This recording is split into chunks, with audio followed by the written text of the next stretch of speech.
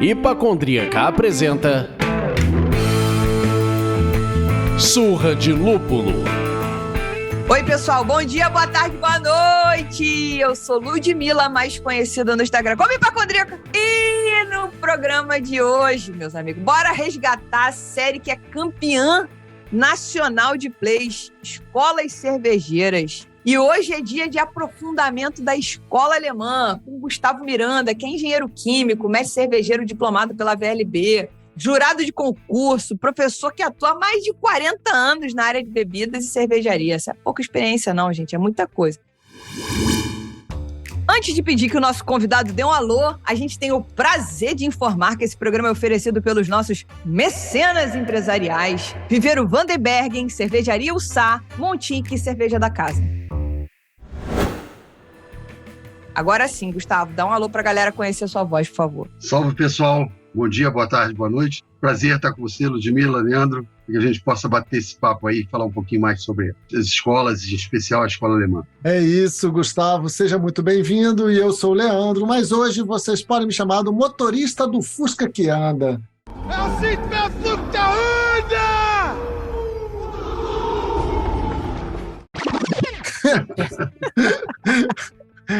Gustavo, a gente costuma beber enquanto a gente bate esse papo, ou a gente bate esse papo enquanto a gente toma uma cervejinha. O que você está bebendo por aí? Fazendo jus da escola alemã, eu vou beber uma diamantina, Falk Diamantina, da cervejaria Falk Beer, lá de Grande Belo Horizonte, né, Ribeirão das Neves. Legal.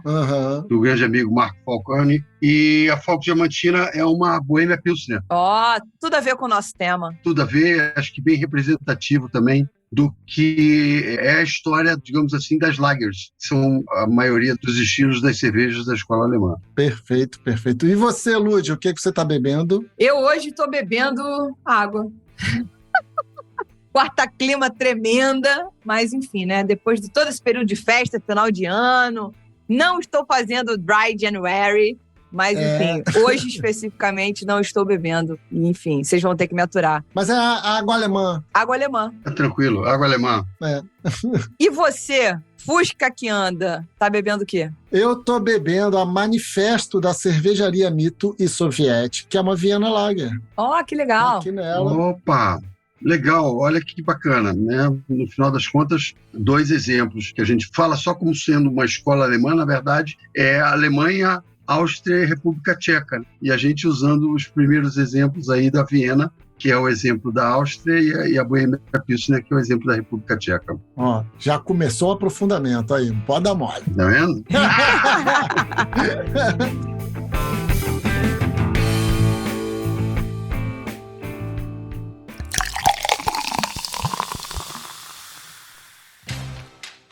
Bom, se você é fã do conteúdo que a gente produz por aqui, se você dá risada com as piadas que fazemos, se você se emociona nas tretas que debatemos, se você aprende alguma coisa aqui, vire um mecenas do Surra de Lúpulo, por meio do site apoia.se/Surra de Lúpulo e escolha o apoio que cabe no seu bolso. Isso aí. Mas não pode ajudar com grana agora, não tem problema. Ajuda a gente a chegar mais longe. Basta enviar o link desse episódio para um amigo que gosta de cerveja artesanal ou compartilhar nas suas redes sociais marcando a gente, meus amigos. Estamos em diversas plataformas de streaming, mas o coração enche de amor quando rolam 5 estrelinhas no Spotify. Agora, se fechar o combo 5 estrelas mais comentário no Apple Podcast, a gente pira de alegria. As avaliações ajudam as plataformas a entenderem que o nosso conteúdo é relevante e melhoram muito a distribuição dos episódios.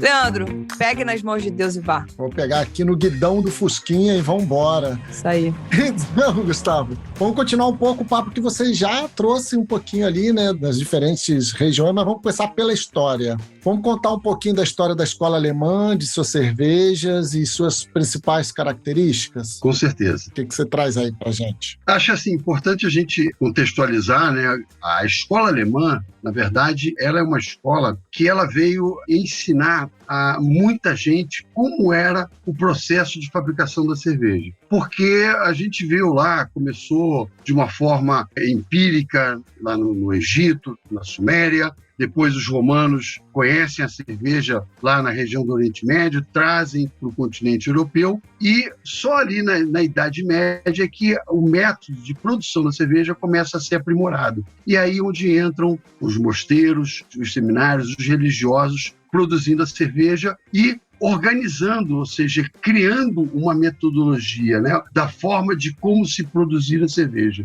Então isso é muito interessante. E daí a gente tem todos esses monastérios, mosteiros religiosos envolvidos no processo de produção da cerveja e no aprimoramento do método de produção de cerveja. Então acho que esse aí é o grande ponto de partida. E sem dúvida alguma, a gente quando tem a oportunidade de poder fazer alguma excursão na Alemanha aqui, digamos assim, vá buscar algum conhecimento na área cervejeira, sem dúvida alguma, alguns desses monastérios, né, vão fazer parte de uma boa visita e de uma boa cerveja também que possa ser apreciada. Então, acho que esse é um dos pontos, para mim, assim, bem marcantes da questão da história, dos religiosos, né, aprimorando o método de produção de cerveja, e daí a gente entra com outros fatos. Eu estou só tentando linkar alguns fatos que eu acho muito importantes para a construção da história da escola alemã. Ainda nesse aspecto da questão da religiosidade, do envolvimento de monges, freiras, de religiosos no processo de produção da cerveja, eles se dedicavam a isso. O trabalho principal deles era ora e labora, oração e trabalho. E o trabalho era meio que produção de alimentos, porque eles ajudavam aqueles povoados onde essas igrejas se situavam. E aí a cerveja fazia parte do que eles produziam também como alimento para aquelas pessoas. Um ponto importante, principalmente na época das guerras, os bárbaros que invadiam e tomavam, dos recursos que se utilizavam muitas vezes era contaminar a água dos locais. E aí a cerveja, ela salvava, porque a cerveja precisava ser fervida para ser feita, então agia como a necessidade de repor a necessidade de líquido das pessoas e como meio que como uma medicina para poder tratar as pessoas. Entendi. Então, acho que isso tudo é bem interessante. Eu acho que dentro desse aspecto do envolvimento dos religiosos com essa questão da produção da cerveja. Achei interessante você falar essa parte da água contaminada e tal, porque a gente já bateu um papo aqui no Surra sobre mitos e que com um programa com o Sérgio Barro. Mitos históricos, especificamente, né? De mitos históricos. E ele trouxe que, na verdade, a água comum, né, do dia a dia não era impura, assim, que precisava fazer cerveja para limpar. Só que você está trazendo uma outra coisa, que é tática de guerra, que era contaminar a água para fazer cerco e causar pânico na cidade, doença, né? Trazer esse tipo de clima. Exatamente. E a cerveja salvando da guerra, tá vendo? Cerveja é objeto de paz. Exatamente. O problema é só quando as pessoas bebem demais, né? Aí quando elas bebem demais, aí, meus amigos...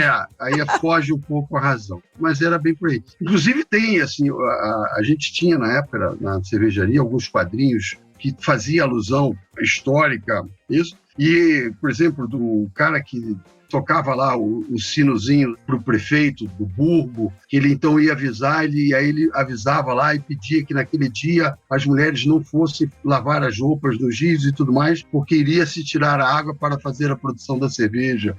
Então tem algumas tiradazinhas, né, que o pessoal fazia com relação a isso. Tem mitos de verdade, mas faz sentido. Muito bom.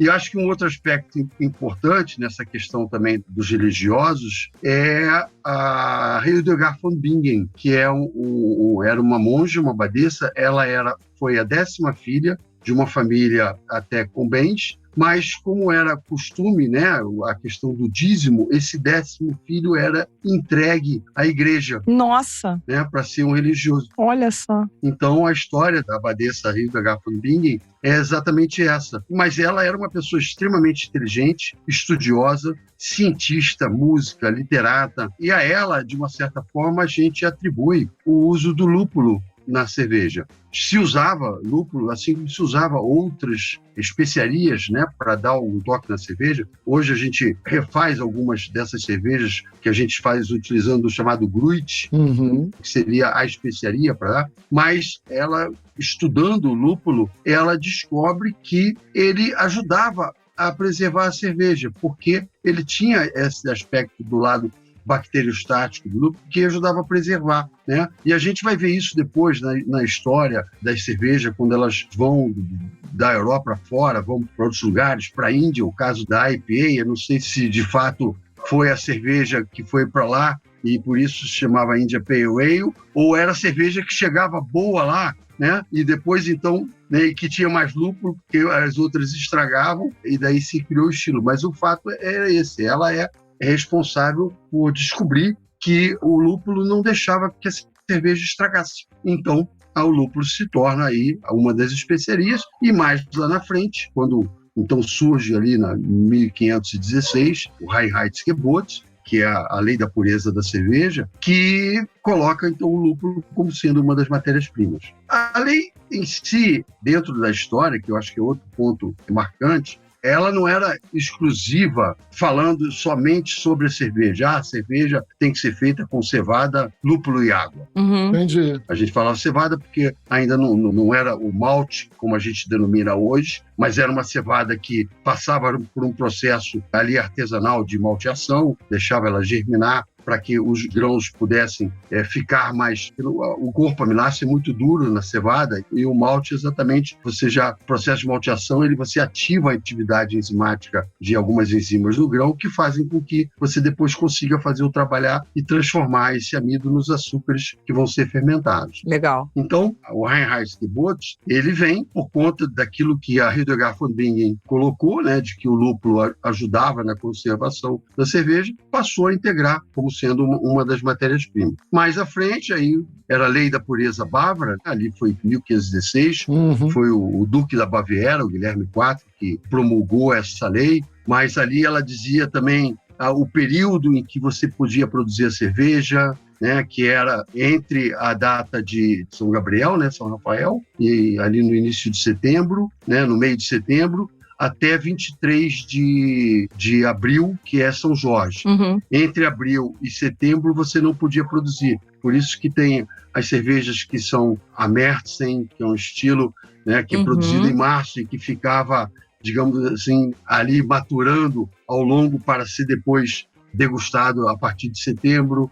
Aí surgem os estilos Oktoberfest. Então, a história vai trazendo um monte de informação nesse sentido. E acho que com isso vão construindo também os próprios estilos das cervejas na Alemanha. Legal. Bom, então a gente, para ir caminhando, assim, pra gente ir de par e passo, senão daqui a pouco você dá a aula toda de uma vez só. Não, com certeza. É correto afirmar que a escola alemã é uma escola principalmente de estilos lager? Você já deu um pouco dessa palhinha aí quando a gente estava falando das cervejas que você e o Leandro estão bebendo. Então, quais são as situações históricas que contribuem para isso? Para essa percepção de que a escola alemã é uma escola principal dos estilos cerveja lager. Então, isso é até mais recente, porque, na verdade, a levedura, toda ela, antes era uma levedura de ale. A levedura de lager, ela é uma mutação da levedura de ale por conta da característica do processo que se deu. O grande responsável por isso é Josef Kroll, que é o cervejeiro bávaro, que vai para a região de Pilsen, na região da Boêmia, para então fazer o estilo que é de uma cerveja clara, límpida, que é a Bohemia Pilsner, e que depois volta a ser um estilo emblemático na Alemanha como o German Pils. Então, até então, ali, a gente não tinha essa diferenciação de lager e ales. A partir daí, tem essa modificação na característica por conta de se usar a levedura, fermentar ela com temperaturas mais baixas, maturar ela em temperaturas mais baixas ainda, o que dava toda essa clarificação na cerveja, e isso faz com que a levedura sofra mutações e passe a trabalhar preferencialmente nessas características. O que a gente usava para diferenciar a levedura de alta fermentação e baixa fermentação, né, ale e lager, era que ao final da fermentação, uma ale, a levedura flotava, ela ficava por cima da cerveja. A de lager, então, ela sedimentava, ela ficava no fundo do tanque. Hoje a gente utiliza como lager fermentada a baixas temperaturas e ale fermentada em temperaturas mais altas. Com essa história é que passa, então, a mudar toda a história da cerveja, e as cervejas passam a ser produzidas, todas elas, com essa característica. né? A escola alemã, ela traz isso. Você vê que mesmo as cervejas escuras, elas são muito límpidas. Então, hoje, se você pega até pelo guia de estilos, eles dizem que várias dessas cervejas, mesmo sendo escuras, elas são filtradas. Uma Schwarzbier, por exemplo. É uma cerveja que é filtrada. É uma cerveja escura, mas é filtrada. Se você consegue botar um facho de luz através dela, você consegue ver que ela tem um certo brilho. Você não consegue enxergar porque a cor é escura, mas ela teria um brilho, uma transparência, se a cor dela fosse mais clara. E isso passou a ser, então, a forma de se fazer as cervejas na Alemanha. Então, eu acho que todos os estilos, né, a partir do surgimento da Pils, passa todas as cervejas a serem feitas dessa forma. Mesmo as que tinham as características escuras passam a ser feitas dessa forma. As Bocks, as Schwarzbier, as Dunkel, todas elas passam a ser feitas dessa forma. E até mesmo estilos alemães que usam leveduras ale hoje, leveduras de alta, que é a Altbier e a Kolsch, fazendo referência a Weizen, que aí tem uma característica especial da matéria-prima, do trigo, mas uma Altbier e uma Kolsch, elas surgem posterior a 1842. Elas surgem como contrapartidas para aquele estilo Bohemia Pilsner que surgiu ali na República Tcheca, que foi para a Alemanha e se tornou emblemático como sendo uma German Pilsner, uma Lager. E aí o pessoal de Düsseldorf, que é uma região cervejeira muito forte também, passa a fazer uma Altbier, alt de velho, de antigo, considerando o nome como se não vamos fazer a cerveja como se fosse da forma antiga de que a cerveja era feita.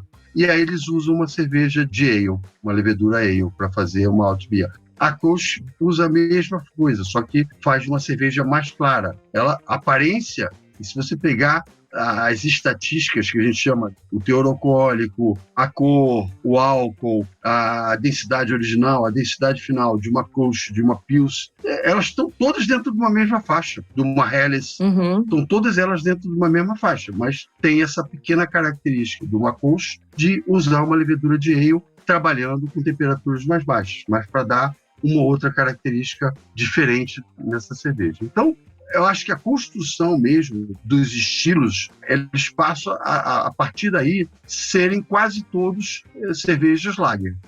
Aí você tem as ales, você tem alguns poucos estilos que tradicionalmente já se utilizavam e mantiveram o uso dessas leveduras, como a Weizenbier, mas porque você faz o uso do malte de trigo, então ele já tinha essa característica de ser uma cerveja usando uma levedura de alto. A Berliner Weisse, que também usa uma levedura de ale. Uma Gose, que foi um estilo milenar, que se perdeu e que foi resgatado em 1980, nesses idos.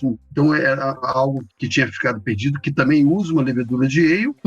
Eu só estou posicionando, situando quais são os estilos. Claro. A grande maioria dos estilos alemães são lagers, que ficaram decorrentes do surgimento das Pils, e aí passaram a ser, e que esses outros estilos foram os únicos que se mantiveram como ale, mas já eram estilos tradicionais, usando essa levedura, por conta da característica da fermentação, da refrescância que era dada por uma Weizen, por uma Berliner Weisse também, e a Altbier e a Kolsch, que são mais recentes do que a própria German Pils. Perfeito. Legal. Duas coisinhas nessa pergunta ainda. Uma é, quando você citou lá o Joseph Grohl, lá na região de Pilsen, criou a Pilsen, enfim, e fez uma revolução, por assim dizer, né? Isso. A República Tcheca está incluída na escola alemã, se a gente for parar para pensar em escola, não apenas enquanto um país, né? Mas enquanto alguns países que sofrem toda essa influência e contribuem para alguma coisa. E aí, recentemente, se eu não estou muito louca, descobriram que essa levedura usada pelo Grohl, ela é advinda da Argentina ou da região sul aqui da América do Sul. Você viu alguma coisa sobre isso? Não, especificamente não, mas é porque aqui a gente tem também uma história de uma levedura que teve essa característica de trabalhar mais no frio, que é o Saccharomyces baianus, que é uma levedura da região da Patagônia. Eu não acredito que tenha sido algo que tenha ido daqui para lá. mas uma levedura que foi também descoberta aqui, Entendi. que sofreu esse mesmo processo de mutação por conta da região gelada da Patagônia, Da Patagônia. do hemisfério sul. Entendi. Eu vou pesquisar e não vou achar isso aqui agora para poder a gente... Eu li alguma coisa sobre o assunto. Mas se eu achar, depois a gente vai colocar o link no post pra galera poder ler também. Ah, legal, bacana isso. Né? Porque aí, enfim, mesmo que a gente não tenha esse papo aqui dentro, se a gente descobrir esse assunto, vai estar lá no blog do surradilúpulo.com.br, acessa pra ver, vai estar na descrição desse episódio também. E aí... Calma lá, porque é mais forte do que eu. A piada é muito mais forte do que eu. Vai. Essa questão dessa levedura da Patagônia tá completamente errado, porque todo mundo sabe que baiano gosta de comida quente, não gosta de comida fria. Pronto. Se a levedura é baianos, Não, eu já fiz essa brincadeira com os baianos. é mais forte. Desculpa. É sempre acusação, mas eu seria. Como é que um argentino me dá um nome de Saccharomyces baiano, uma levedura que gosta de trabalhar no frio? Não é real. O baiano gosta do quente, gosta da comida quente.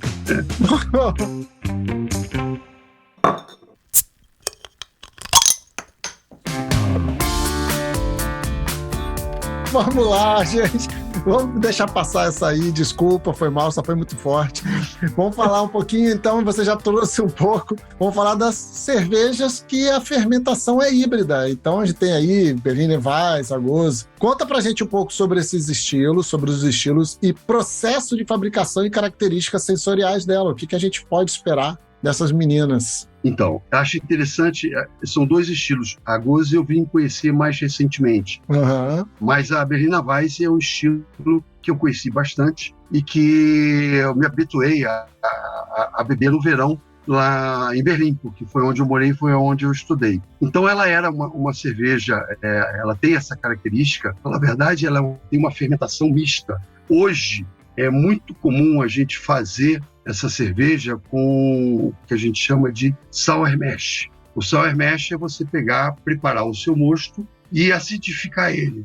Acidificar ele usando uma bactéria lática para que então acidifique aquele mosto e depois você continua o processo e vai ferver e aí vai fermentar ela com uma levedura para poder então fazer a parte da fermentação alcoólica. Mas, tradicionalmente, se usava os 2 micro-organismos ao mesmo tempo. Fazia-se o inóculo com os 2 micro-organismos no mosto. A única diferença é que, nas primeiras horas, você deixava que a temperatura ficasse mais alta, que é uma temperatura em torno de 30 graus, que é uma temperatura na qual as bactérias láticas vão produzir ali o ácido lático, e depois que elas trabalhassem ali um determinado período, 24 horas, você baixava a temperatura para 10 graus e aí as leveduras, então, faziam o seu trabalho da fermentação alcoólica. Essa é a característica principal da Berliner Weiss, o uso de bactérias láticas e leveduras para fazer a fermentação dessa cerveja. Ela usa trigo, né, não trigo malteado, né, ela usa trigo também na sua composição de matérias-primas, o malte de cevada e o trigo. E aí ela tem essa coloração bem pálida e bem ácida. Então, você tomar ela original, na verdade, você está bebendo uma bebida muito ácida. Ela é refrescante, porque por conta dessa acidez, você traz uma refrescância. Ela foi chamada por Napoleão, nas invasões napoleônicas, quando ele invadiu a Alemanha, da Champagne do Norte, por conta dessa característica a champanhada que ela dá, de ter uma produção de gás maior. Então, essa acaba sendo a característica principal da Berliner Weiss, só que consumida com adição de xarope. Pelo menos assim que eu conheci em Berlim. Uma cerveja que era essencialmente consumida no verão, porque os cafés eles se expandem calçadas afora, colocam as mesas todas nas calçadas, porque o verão é quente, não tem neve, essa coisa toda, né? Porque é totalmente diferente do inverno. E aí essa cerveja se usava usando um xarope vermelho, que era um xarope de Rimbert, que é o xarope de framboesa, ou um xarope de Waldmeister, que a gente chama de Aspera, que é um xarope verde. Hoje, existem muitas pessoas fazendo a Berliner Weiss, mas já adicionando alguma coisa. Nós aqui no Brasil vamos construindo um estilo que foi citado também no BJCP, como a Catarina Sauer, que usa toda uma base de fazer uma Berliner Weiss com o sour mash, mas com a adição das frutas, para dar essa pequena quebra na acidez. No caso da Berliner Weiss, quando você consome ela com xarope, você dá um corte maior, que aí realmente você quebra um pouco da acidez com o dulçor do xarope que você está utilizando. Então essa é a característica principal da berlina.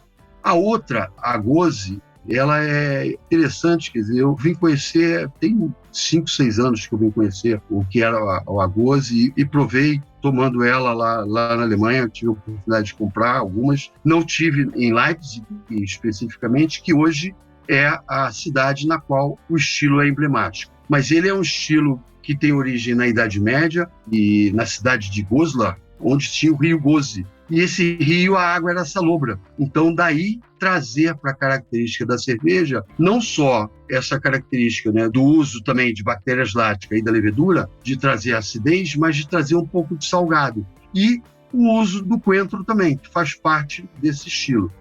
Foi um estilo que ali passou para Leipzig passou a produzir essa cerveja lá para os anos, tem documentação desde o ano 1740, e em 1900 você tinha ali menos de 100 casas produzindo essa cerveja, mas que depois da Segunda Guerra Mundial, esse estilo deixou praticamente de existir, parou de se produzir e só veio a ser produzido em 1980, 1984, quando resgataram e passaram então a produzir o estilo Gose novamente. Então, são duas das cervejas que originalmente usam leveduras ale, mas nesse caso, especificamente, essas duas fazem uso de bactérias láticas. Uhum. E aí você tem os dois processos, como eu falei, ou você pode fazer a fermentação híbrida, inoculando a levedura e a bactéria, alternando ali as temperaturas para ocorrer o processo de fermentação, ou você preparar o que a gente chama do sour mash, que é você deixar azedar o teu mosto e depois que ele estiver atingindo ali uma acidez determinada que você tem como característica do estilo, você ferve o mosto, adiciona a levedura e faz a fermentação normal da cerveja. Legal. Agora, em ambos os casos, a Gose, ela é natural, mas hoje já tem várias cervejarias também produzindo ela, adicionando alguma coisa a mais, e aí o guia de estilos hoje chama da Gose contemporânea, porque a Gose tradicional, ela só vai ter essa característica de uma cerveja ácida, uma cerveja um pouco mais leve, não tão leve quanto a Berliner Weiss, ela tem um teor alcoólico ali entre 4 e 5, a Gose, mas tem essa característica de ter salgado, e a percepção da especiaria do coentro é notada na cerveja. Enquanto que a Berliner Weiss vai ter mais essa característica ácida, uma cerveja mais leve, ela tem ali um teor alcoólico de 3, 3,5, né, algo assim, e pode ser bebida, então, com essas adições de xaropes. Legal. Você falou do negócio legal sobre a Gose, e aí a gente tem que pensar que na Alemanha tem muitas regiões com as suas próprias cervejas. Acho que isso não estava na pauta, mas acho que era legal a gente dar essa pincelada, né? Colônia tem a dela, enfim, você falou um pouquinho ali, mas sim, acho que valia a gente citar a cidade e a cerveja só para a galera contextualizar. Com certeza. Isso até vocês, no primeiro programa de vocês, da escola alemã, isso foi bem citado. E isso é característica da Alemanha, a regionalidade. Aqui no Brasil eu sou muito fã disso, da ideia do chamado beba local. Uhum. Não faz sentido nenhum eu tomar cerveja produzida aqui em Petrópolis, lá em São Paulo ou lá em Santa Catarina. É melhor eu beber essa cerveja, mesmo posso conhecer aqui, mas se eu beber lá, eu vou beber essa cerveja muito mais fresca, respeitando muito mais as características dela e evitando que essa cerveja saia andando para lá e para cá, aqui nesse país enorme nosso, que vai certamente alterar. Então, eu acho essa questão da regionalidade um negócio bacana a ser seguido aqui. Eu gosto, opinião minha, sou incentivador disso, porque eu acho que isso vai trazer mais naturalidade àquelas cervejas. É igual pão, né? Qual é o melhor pão? Aquele que acabou de sair da padaria. Uhum. A exceção aqueles estilos que nós vamos procurar, de não dá nem 5%, né, envelhecer, o restante, toda cerveja. Quanto mais nova, melhor. E a Alemanha, ela é muito forte, essa questão da regionalidade, por conta também dos seus estilos. Então, cada lugar não só tem a sua própria cerveja, você vai tomar Pilsen, de cada cidade que você for, você vai encontrar a Pilsen, e ela sempre vai ser a mais servida naquela cidade, e algumas cervejas você só vai encontrar em determinadas regiões. Tudo bem, se você for para uma cidade como Munique, for para uma cidade como Berlim e for numa casa especializada em cervejas, não a casa de uma das cervejarias, mas assim de uma forma geral, você vai encontrar cervejas da Alemanha como um todo e até da Europa. Mas, no restante, você vai encontrar as cervejas local. A cidade que você vai passar vai ser aquela cerveja que você vai ver. E isso fica muito marcante em alguns dos estilos das cervejas alemãs. A gente tem a Schwarzbier, que hoje várias cervejarias produzem, porque ela era uma cerveja ali tão leve quanto a Pils, mas que tem a sua origem na cidade, na região de Kostritz. Aquela região, a Schwarzbier é uma cerveja que é apreciada e muito mais comercializada nessa região. A Rauchbier em Bamberg, né, a cerveja defumada de Bamberg, você não encontra. Eventualmente, uma outra cidade pode ter, mas você vai beber a Rauchbier em Bamberg. A Kölsch tem até... Hoje, eles têm, desde 1980, tem denominação de origem. Então, é originária da cidade de Colônia, né? Outras cidades não podem produzir Kölsch. Então, Kölsch só é produzido em Colônia. A Altbier, da região de Düsseldorf. A Dortmund Export, da região de Dortmund. São todas regiões cervejeiras clássicas, mas que fizeram o seu estilo próprio. E isso os tornou características daquela região. Em Einbeck surge a Bock, mas foi uma cerveja que caiu muito no gosto dos bávaros. Então eles importam um cara de Einbeck e Munique passa a ser uma cidade que também produz a cerveja Bock. E depois, consequentemente, nasce dentro do monastério de Paulana a Doppelbock, a cerveja feita para consumo da época da Quaresma pelos religiosos. Uma cerveja mais encorpada, a Liquid non fragunto iunium, ou seja, o líquido não prejudica o jejum. Era essa a explicação que eles davam. Sabedoria. Exatamente, não podiam comer, mas podiam beber. Então, Pois é. Mas tem contradições aí, hein? Porque a cerveja era considerada alimento. Aí agora não prejudica o jejum. Seus monges, estamos de olho em vocês. É alimento da alma. Mas é porque o jejum era só de sólidos. Tá certo? Não, estão certos eles. Estão certíssimos. Estão certos eles. E aí você tem a Doppelbock como um estilo também que surge em Munique. A Munique tem a Helles e a Dunkel, são dois estilos, a clara e a escura. A clara, ela vem posterior à Pils, de Joseph Groh, que ele volta para Bavária, e aí Munique faz a Helles, que faz ela um pouco menos amarga do que a Pils. E mesmo a German Pils na Alemanha, entre o que tem de German Pils no sul e o que tem de German Pils no norte da Alemanha, a gente tem alguma diferença. As do norte, elas são bem mais secas e mais amargas do que as do sul da Alemanha. Legal. E a Weissenbier, que é a outra cerveja que era, inclusive, uma das razões do Reinheitsgebot, que faziam a cerveja de trigo, e ela era concorrente da cerveja que era produzida pelo Ducado, né? E aí faz o Reinheitsgebot, dizendo que o trigo era para se produzir pão e a cevada para se produzir cerveja. Então tem todos os aspectos protecionistas, econômicos também na questão do Reinheitsgebot. Com certeza.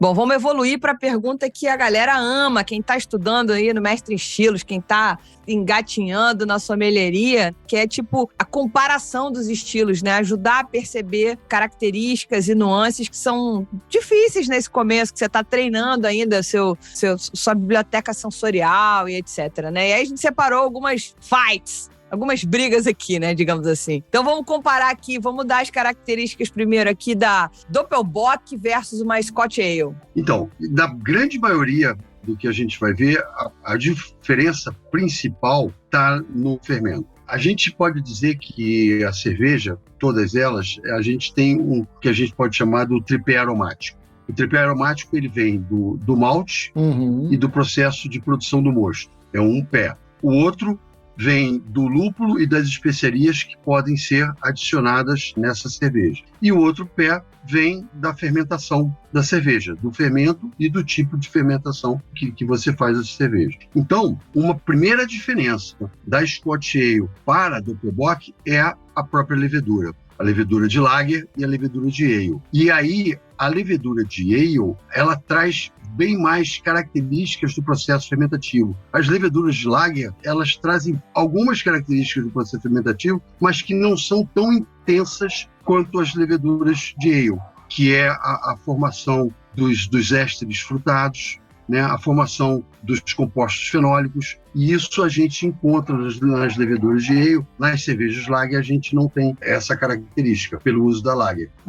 Legal. Com relação à matéria-prima, o malte, o tipo de malte, o malte mais escuro, eles são bem semelhantes. A questão do lúpulo, aí, em ambas as cervejas, tanto uma Scotch Ale quanto uma Doppelbock, é característica de serem cervejas que têm uma presença de lúpulo bem pequena, algo simplesmente para fazer parte ali do ingrediente de cervejas, mas ele não tem nenhuma característica sensorial mais ativa. Então, na Doppelbock, o que você vai observar? Muito as características do malte, aí você vai ter as notas de frutas secas, as notas tostadas, em alguns casos notas torradas, um pouquinho ali de chocolate. Não chega a ter tanto café, mas todas essas características dos maltes mais escuros. A formação das chamadas melanoidinas, tudo isso vem do malte. Também presente na Scotch Ale, só que o fermento ale, ele vai trazer aquelas notas fenólicas e aquelas notas de fermentação de ésteres frutados que fazem, então, um pouco essa diferença. Não é muito grande também. Mas aí é que reside a pegadinha, né? Exatamente. É aí que reside a pegadinha da prova.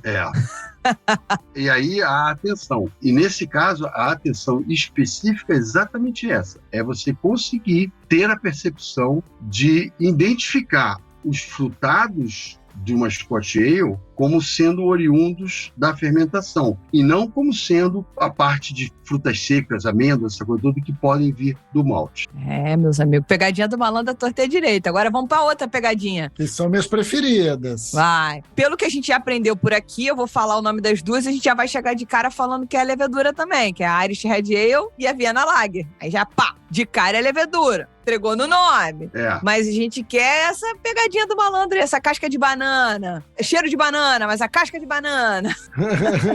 Exato. E essa aí, eu diria até assim, é um pouquinho mais difícil mesmo. Visualmente, as cervejas são absolutamente iguais. Dentro das características de teor alcoólico, de cor da cerveja, densidade original, final, estão todas elas ali exatamente na mesma faixa. E a nuance está em tentar perceber um pouco, porque mesmo a Irish Red Ale tem as notas de fermentação, mas são sutis, elas não são tão intensas quanto em outras cervejas ale. Tá aí, o caminho é buscar essencialmente a identificação de ésteres frutados. Porque as cervejas mais escuras, você tem algumas notas fenólicas que podem serem características, mas nesse caso, acho que os ésteres frutados, eles são a forma melhor para você conseguir identificar uma da outra. Legal. Que na Vienna Lager, por conta, né, da característica mesmo, não deve estar presente ésteres frutados. Pessoal, vocês estão anotando? Se não, volta, aperta 15 segundos aí do Spotify, do seu aplicativo aí, volta, ouve de novo, que isso vai ser crucial.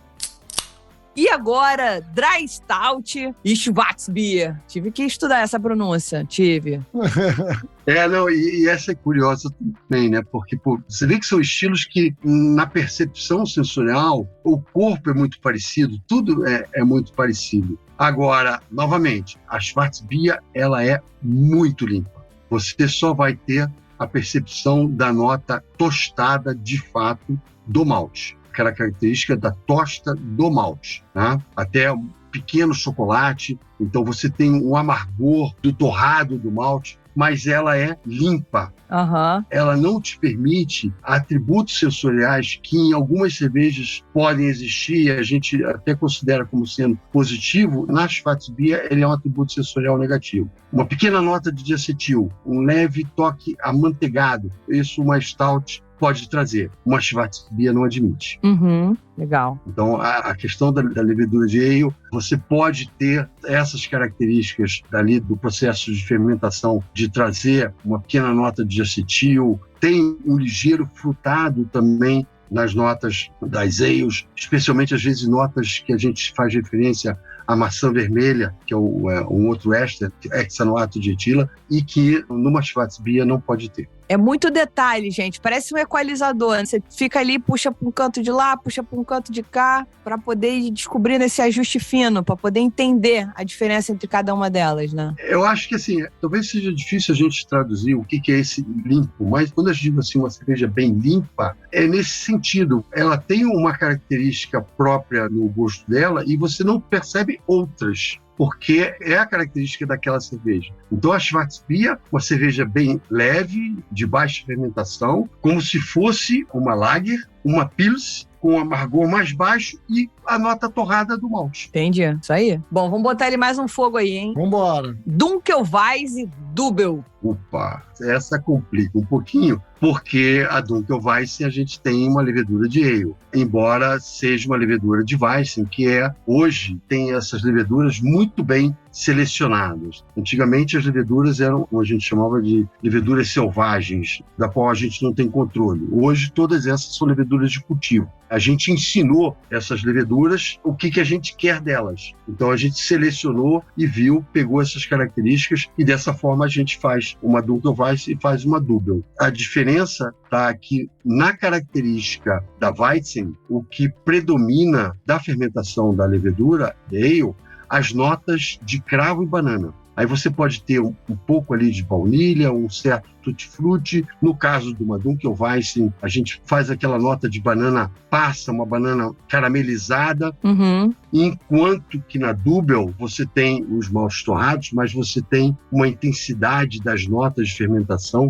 bem maiores do que você tem na Dunkelweiss. É, gente. Eu tô tenso. Eu acho de mais fácil percepção de você conseguir dizer o que seria uma Double, o que seria uma Dunkelweiss, do que, por exemplo, uma Viena de uma Red Ale. Não, sem dúvida. Eu acho que tem graus diferentes de dificuldade. E agora a brincadeira é compra uma Irish Red Ale, por exemplo, uma Viena Lager, faz uma degustação às cegas, que é para poder ir treinando. Isso. Que é para poder ir introjetando, entendeu? De preferência, estilos clássicos, né, gente? Senão já vem com a criatividade do cervejeiro e aí ferrou. Então, quando a Letícia virar pra mim, Letícia, minha esposa, virar pra mim e falar assim, você tá bebendo essa cerveja de novo? Eu falo, tô treinando. Tô treinando. Tô treinando. Tô treinando, exatamente. A gente teve uma época que treinava muito com Skol, né? Mas é porque a gente sempre ouviu que tem que treinar off-flavor. Exatamente.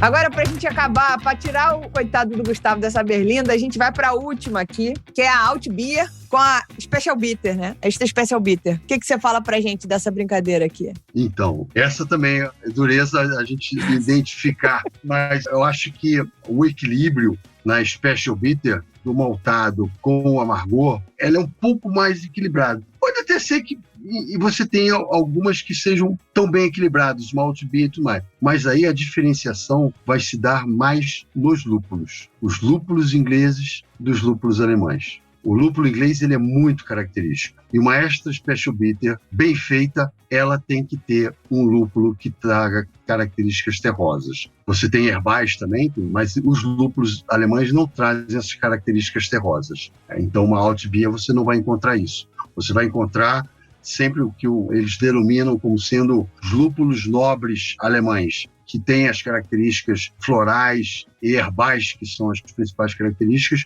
e que diferem dos ingleses por conta de trazer as características terrosas. Eu acho que aí seria o melhor ponto para a gente conseguir identificar uma cerveja da outra cerveja. No caso, a sutileza da Alt-Bier, da levedura de alta fermentação, é porque ela produz um pouquinho de ésteres, menos do que a cerveja inglesa, que traz especialmente o que eu falei, essa nota de maçã vermelha, enquanto que a Alt-Bier é mais sutil, porque ele usa uma levedura de ale, mas faz uma fermentação com a temperatura mais baixa. Tem um leve esterificado, mas não tão intenso quanto o que teria uma Extra Special Bitter. Porra. Anotou, Leandro?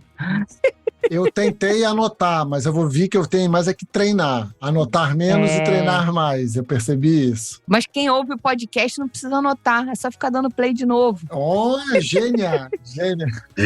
Mas tem que comprar bons exemplares dessas cervejas. Verdade. Para poder realmente testar e conhecer tudo. Eu procuro estar sempre me atualizando, sempre que saem cervejas novas, se eu viajo para o exterior ou quando chegam aqui, procuro degustar, conhecer, para não perder a referência do estilo, né? Até porque, como jurado em concursos, a gente tem até conhecimento lendo sobre o estilo ali na hora de julgar, mas você tendo a experiência de conhecer o estilo degustando é muito importante. É outra coisa. E para quem quer fazer um aperfeiçoamento em estilos, quer fazer um mestre em estilos, isso é fundamental. Não dá só para a gente tentar estudar, não, tem que estudar praticando.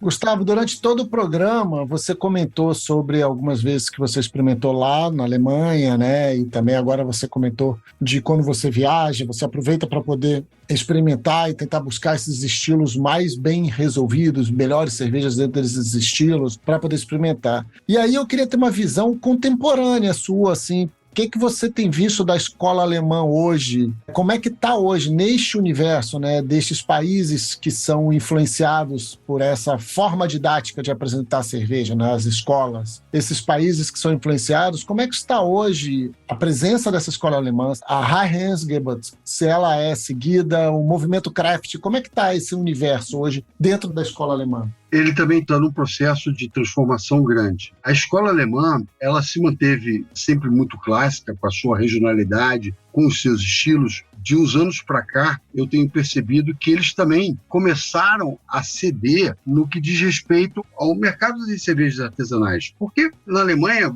em cada cidade você tem uma cervejaria. Quer dizer, para nós aqui seria uma artesanal, mas para eles não, é uma cerveja comercial. Se você vai na cidade de Göttingen, você vai tomar uma Göttinger. Se você vai em Erding, você vai tomar uma Erdinger. Várias das cervejas, elas adotam o nome ali do local, da cidade, né, usando essa terminação ER. Mas especialmente na região de Munique e em Berlim, o crescimento das craft beer tem sido bem intenso. Ou seja, a cada dia surgem pequenas cervejarias novas e aí fazendo desdobramentos dos estilos da cerveja. Algumas cervejarias grandes já deixaram, inclusive, de adotar a questão produzida conforme a lei da pureza. Você pega hoje uma Warsteiner, ela era Warsteiner Pils. Hoje é Warsteiner Premium Lager. E não tem mais atrás do rótulo, produzida conforme a lei da pureza da cerveja.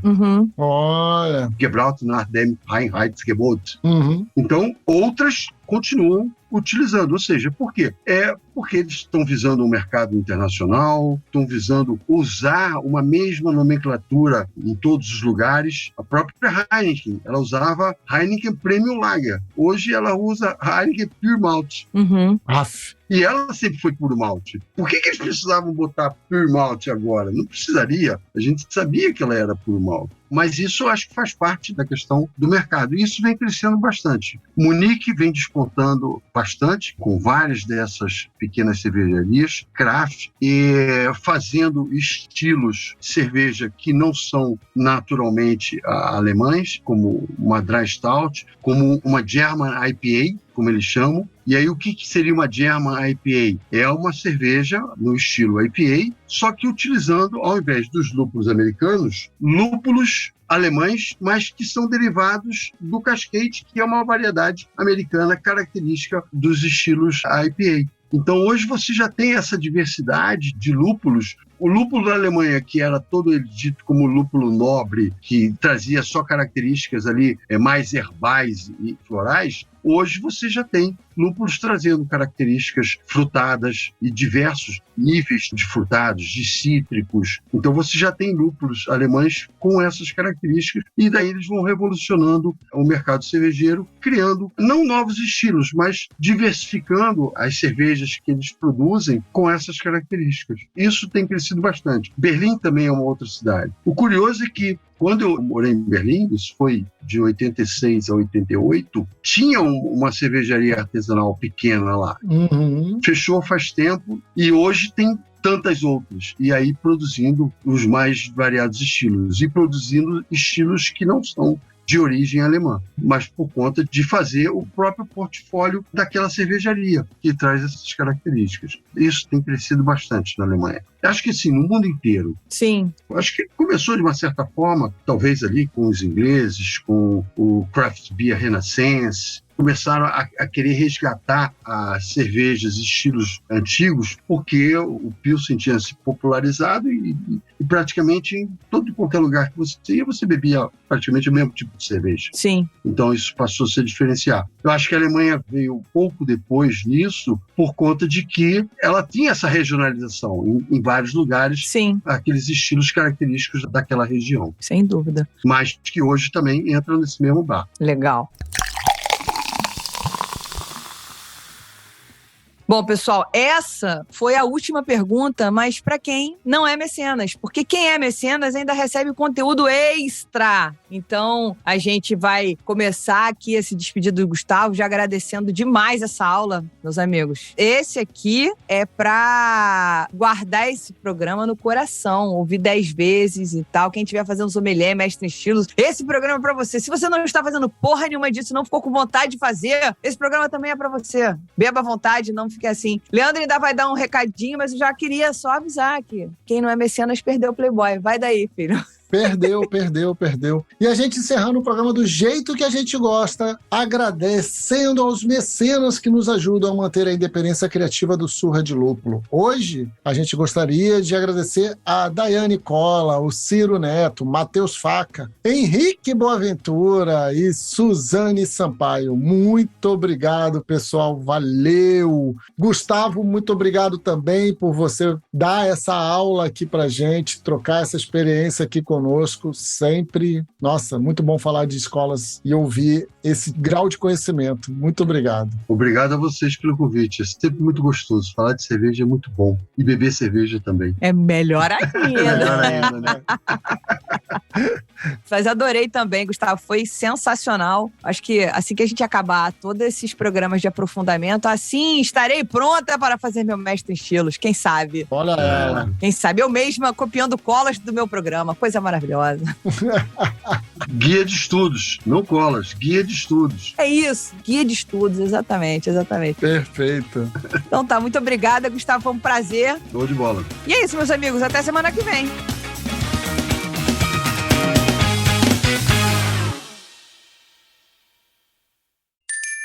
Beba menos, beba melhor. Beba com moderação.